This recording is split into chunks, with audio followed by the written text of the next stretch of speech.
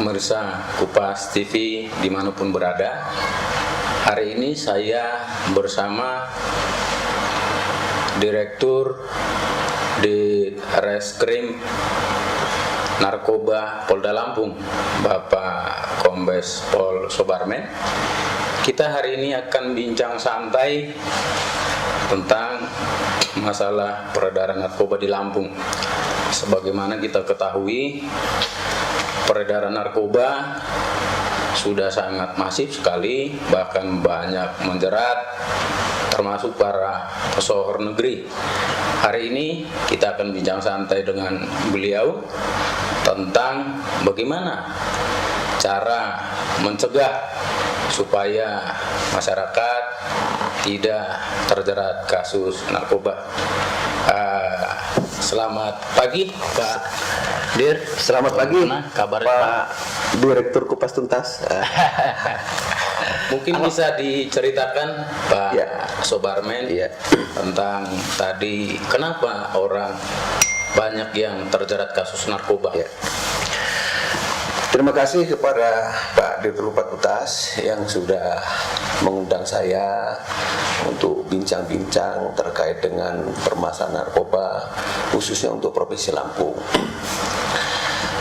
Bahwa kita ketahui Indonesia sebagaimana yang telah disampaikan oleh Bapak Presiden itu sudah masuk kategori darurat narkoba.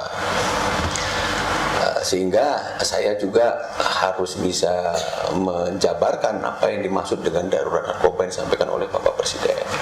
Artinya sudah ada kekhawatiran untuk di wilayah seluruh wilayah yang ada di Republik Indonesia ini, bahwasanya rentan sekali terhadap penyalahgunaan narkoba, termasuk juga mungkin di Lampung. Nah, di Lampung juga kita bisa masuk kategorikan dia memang bisa dikategorikan dari narkoba juga. Kenapa? Karena kita lihat juga dari sisi geografis, untuk Lampung ini kan merupakan jalur lintas. Jadi di samping memang ada orang-orang yang ingin menyalurkan ataupun mengedarkan narkoba di Provinsi Lampung, juga mungkin wilayah lain yang menjadi sasarannya tidak lepas harus melalui jalur atau jalan di Lampung. Sehingga ini masuk kategori yang saya katakan tadi, wilayah kita sangat strategis.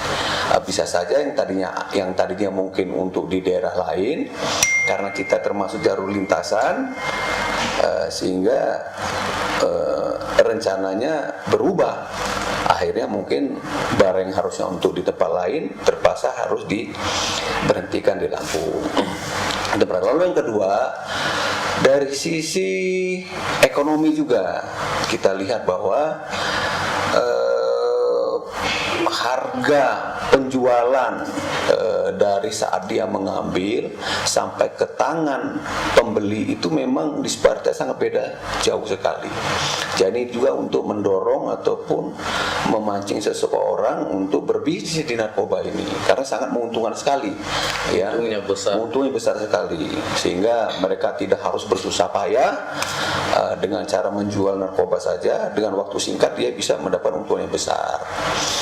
Terus yang ketiga juga memang peminatnya juga itu banyak. Ini jadi pasarnya juga ada. Jadi memang pasarnya banyak, sehingga itu peredaran narkoba ini sangat masif karena memang banyak penggemarnya. Nah, ini yang mungkin nanti kita akan bahas bagaimana jangan sampai warga kita, rakyat kita menjadi korban daripada penyalahgunaan ataupun dari orang-orang yang mencari keuntungan terkait dengan peredaran narkoba ini. Nah, ini Pak Dir, bagaimana tadi disampaikan itu, artinya peredaran narkoba sini sekarang semakin masif seperti itu. Kemudian dari pihak kepolisian kita lihat juga tindakan ini juga terus dilakukan hampir setiap waktu, setiap minggu penangkapan dilakukan. Nah, tapi masyarakatnya tidak jelas. Kenapa kira-kira masyarakat banyak yang tertarik untuk menggunakan narkoba? Benar sekali itu Pak Direktur. Jadi memang paradoks dia, di samping kalau kita melihat bagaimana upaya penegakan hukum kita lakukan begitu juga masifnya, bahkan dari pelaku-pelaku yang kita klasifikasikan itu sudah tidak mengenal lagi batas. Bisa mungkin dari kalangan pejabat, masyarakat biasa, pelajar, mahasiswa, bahkan yang tidak ada bekerja juga, termasuk buruh juga sekarang sudah menggunakan narkoba. Kemudian dari sisi mungkin usia juga seperti tidak mengenal batas, ya tidak tua, tidak remaja, bahkan ini kecenderungan mulai anak-anak remaja sudah mulai dia mengenal seperti itu. Nah, konsep dasarnya kalau kami selaku Direktur Narkoba Polda Lampung, memang secara amanah undang-undang itu diberikan tugas dan wewenang untuk melakukan penegakan hukum. Jadi domainnya memang lebih berat kepada penegakan hukum. Meskipun ada juga langkah-langkah yang kami ambil terhadap pencegahan, tapi yang porsinya lebih besar pada penegakan hukum, seperti itu. Nah, prinsip dasarnya ya kami harus bisa memproteksi jangan sampai narkoba ini masuk di wilayah Lampung. Maka itu kami bagi level-level. Level pertama memang saya harus bisa menangkap para bandar-bandarnya. Sehingga kalau kita nangkap bandarnya, barang itu belum sampai menyebar ke para pengedar maupun kurir. Nah, tapi kalau ternyata memang nangkep bandar ini kan memang memerlukan satu langkah yang profesional, yang jitu, ya mungkin harus teliti dan sebagainya. Kami juga kalau ternyata memang barang itu sudah masuk kepada pengedar, ya tetap itulah kami lakukan. Kalaupun lepas kepada pengguna, tetap juga pengguna juga kami lakukan penegakan hukum. Nah, memang porsinya terhadap pengguna, pengedar dan bandar itu secara undang-undang juga itu kita klasifikasikan, karena penjatuhan sanksi hukumnya juga itu akan berbeda. Seperti itu kira-kira.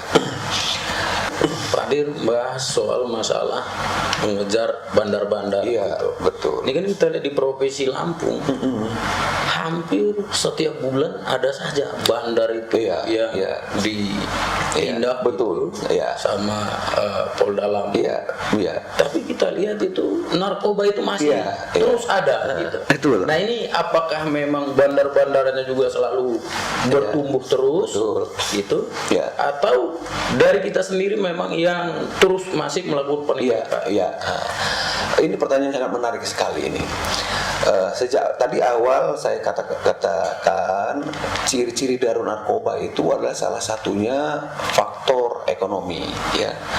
Jadi narkoba itu sudah dijadikan ladang bisnis, ya, karena keuntungan melakukan bisnis narkoba itu sangat menjanjikan sekali. Memang disparitas sangat menguntungkan, ya. Jadi kalau kita dari awal dasar membeli sampai kepada dari kita mengambil barang sampai kita jual pada pembeli itu memang luar biasa. Nah, kalau menurut saya inilah faktor yang paling menentukan kenapa selalu ada saja pengedar-pengedar baru. Pengedar-pengedar baru yang muncul, sementara beberapa pengedar maupun bandar itu sudah kita tangkap terus. Tangkap satu muncul lagi satu, tangkap satu muncul lagi satu. Jadi analisis kita kenapa saya seperti itu tadi.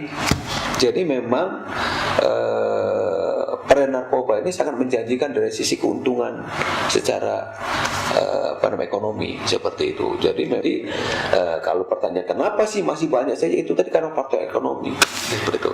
Yang kedua ya memang itu tadi selalu banyak juga masalahnya pengguna-pengguna baru yang ingin mencoba, yang ikut temannya, yang terpengaruh oleh temannya. Ini juga akhirnya yang menjadikan pasar-pasar penjualan narkoba ini semakin marah seperti itu. Termasuk gaya hidup tadi. Termasuk gaya hidup juga seperti itu. Nah, itu kira-kira hal yang mungkin menjadi problematik kita bersama lah, ya. Nah, ini seumpama Lampung ini kan daerah transit ya, hadir ya, gerbang terakhir Pulau Sumatera. Atau seperti di Bakau, kita sering perhatikan di situ banyak sekali narkoba yang berhasil digagalkan nyebrang dari Sumatera ke Pulau Jawa. Dari beberapa case itu, rata-rata narkoba itu kebanyakan dipasok dari mana, Pak Dir? Kemudian di Lampung ini di 15 kabupaten kota di Provinsi Lampung. Betul. Itu daerah mana yang pasar paling besar untuk peredaran narkoba di Lampung, Pak? Iya, betul. Itu sudah kita mapping ya, sudah kita mapping. Yang pertama benar tadi disampaikan bahwasanya kita punya pelabuhan Bakahuni. Nah, pelabuhan ini kan pintu gerbang baik yang akan masuk ke Sumatera maupun bagi mereka-mereka yang akan meninggalkan Sumatera. Sehingga ini juga salah satu punya nilai strategis dari sisi kita untuk mengungkap atau mencegah jangan sampai peredaran masuk ke Pulau Jawa.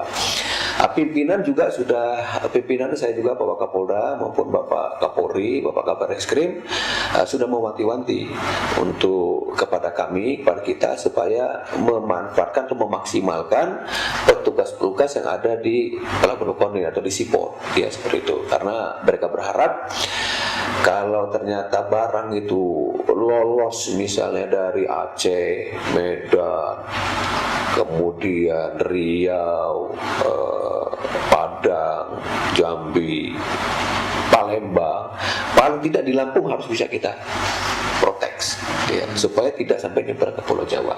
Nah, sehingga kalau ada misalnya barang-barang yang dapat informasi akan masuk Lampung, itu sudah kita antisipasi. Anggota sudah secara SOP standar operasionalnya sudah tahu dia kalau ada informasi seperti itu kita harus langkah-langkah jangan sampai barang-barang yang akan masuk ini tidak terproteksi oleh kita sehingga dia beredar di tengah-tengah masyarakat. Tapi kalaupun memang sudah mungkin ada 1-2 yang lolos, ya paling tidak tetap kita lakukan upaya penegakan hukum pada pengguna ataupun pada kurir-kurirnya. Untuk apa? Untuk kita mencari untuk membuka tabir jaringan-jaringan ke atasnya. Jadi bisa langsung kita hadang langsung di atas atau dari bawah untuk kita bongkar menuju jaringan ke atasnya. Nah, ini kita lakukan terus seperti itu ya. Hanya saja yang kita ini secara penegakan hukum ini udah luar biasa ya. Problematika juga sekarang pelaku banyak, mungkin di lapas juga kapasitasnya juga harus kita perlu kita bicarakan lah seperti apa supaya nanti orang-orang yang memang sudah kita tangkap ini, yang sudah kita penjarakan ini betul-betul sadar. Soal pengguna narkoba, ada nggak ciri-ciri khusus gitu hadir orang yang sering menggunakan narkoba supaya mungkin anggota keluarganya juga tahu, karena ini kan pengawasan keluarga juga berperan gitu. Karena kita lihat narkoba bahkan sampai lingkungan sekolah juga sudah masuk juga di lingkungan itu. Jadi orang tua supaya juga bisa mengawasi anak-anaknya. Ada ciri-ciri khusus. Itu proteksi yang paling utama lah ya. Jadi memang kebijakan dalam rangka penanggulangan narkoba ini ada 2, satu pencegahan, satu penindakan. Penindakan hukum, satu pencegahan. Nah, pencegahan ini bisa dilakukan oleh siapa saja, termasuk orang tua dan sebagainya. Nah, paling tidak ada beberapa ciri-ciri. Ini pun saya mengadopsi dari beberapa, sebenarnya yang paling pas ini menyampaikan sih memang ahli-ahli kedokteran ya. Tapi beberapa yang saya ikuti, satu mungkin semangatnya dari sisi fisiknya itu tidak seger, dia kelihatan lusuh, semangatnya tidak ada. Kemudian kalau memang sedang menggunakan narkoba itu selalu berkeringat dia, selalu berkeringat. Kemudian dia seperti tidak bisa tenang orangnya, selalu bergerak saja, tidak tenang. Kemudian ada kekhawatiran, ada rasa takut, tidak percaya diri, baik dari cengkung matanya, dari pokoknya kalau orang tua yang kira-kira melihat anaknya sudah berperilaku yang kira-kira tidak biasanya, yang di luar kebiasaan dia, sering di kamar sendiri, tidak mau bergabung, mau menyendiri, jarang pulang, itu jangan ragu-ragu, segerakan saja untuk ya untuk diperiksakan kah atau meminta dari ahlinya untuk melihat ya sebelum dia terlalu jauh, sebelum terpapar narkoba itu. Dan apalagi sekarang pemerintah sudah mencanangkan untuk pengguna maupun pecandu itu apabila dia secara sadar untuk minta direhabilitasi itu akan difasilitasi oleh negara dan biayanya gratis, tidak bayar ya. Jadi kalau misalnya ada anak kita yang kita sudah terpapar narkoba, segera saja dilaporkan. Ada tempat-tempat IPWL, instansi yang penerima laporan untuk diminta direhabilitasi. Itu akan difasilitasi oleh negara melalui BNN. Kita punya balai rehabilitasi di Lampung Selatan itu yang siap Kalianda untuk menampung para pecandu ataupun para penyalahguna narkoba. Kira-kira itu baik. Baik, terima kasih Pak Dir. Kita sudah ngobrol dengan Direktorat Satuan Narkoba Polda Lampung. Mudah-mudahan apa yang tadi kita bincang-bincang ini menjadi inspirasi, menjadi ilmu bagi pemirsa dimanapun berada, supaya ya jangan sampai terjerumus kasus narkoba ya, karena sebagaimana tadi disampaikan oleh Pak Direktorat Satuan Narkoba Polda Lampung, Bapak Kombes Pol Sobarmen, narkoba memang menggiurkan secara ekonomi, tapi resikonya juga sangat besar. Resiko baik fisik maupun psikis, dan penyembuhannya akan sulit sekali. Itu supaya masyarakat menghindari narkoba. Jadi terima kasih waktunya Pak. Sama-sama Mas, kita sukses terus Pak. Terima kasih sama-sama.